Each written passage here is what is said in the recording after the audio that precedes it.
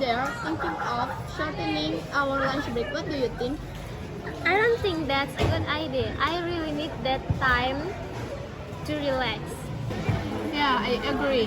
30 minutes is way too short. I barely have time to eat.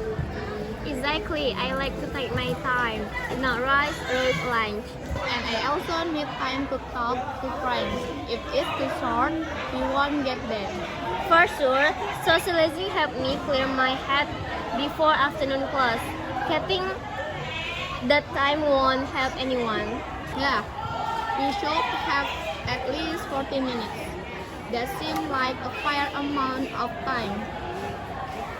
I totally agree. It's a night to eat, chat, and relax a bit. Maybe they listen if a lot of us speak up about it.